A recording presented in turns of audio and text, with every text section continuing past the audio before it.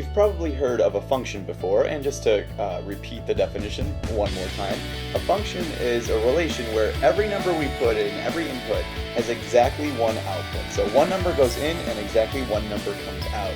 Let's take a look at a few different examples of things that may or may not be functions and see if we can identify the ones that are and explain why the ones that are not functions are not functions.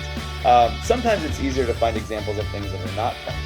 So for example, if we look at these four examples down here, one of them that's not going to be a function is this one down here in the bottom left corner. The reason that this is not going to be a function, and maybe you can see it already, is that one of the inputs, the number 1, has two different arrows, two different outputs coming off of it. So in other words, I don't know what the equation is, but I plug in 1, and sometimes I get -1 as an answer, and sometimes I get 2 as an answer. So right there is going to be your problem to make this an example of something that's not a function.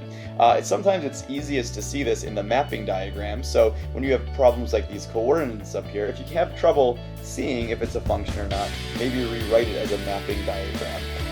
There's one more of these that is not a function, and that's this one right here. Can you see what the problem is? Can you see why this one's not a function? The problem is this point right here. 1 represents your input, -4 represents your output. Well, if you jump to the end, this last coordinate, this time we have an input of 1, but now the output's 3. So we're getting 1 that we plug in, and again, 2 different outputs. So here, again, is an example of something that's not a function.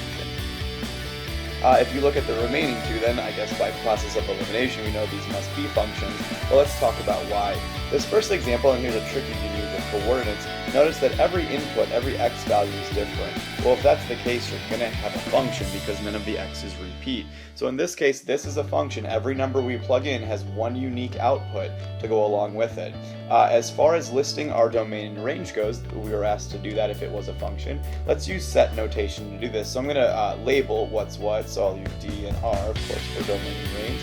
And then with set notation, we want to use those curly cube brackets right there. Our domain is simply our x value, so let's list all of our x values. If you would like to, or if you would do it for me, I'd prefer if you could list those in order from smallest to biggest, although I don't think it technically matters, but that might be nice to do. Just make sure you don't repeat any, so if we had 2 of the same values, don't repeat them, just list them once.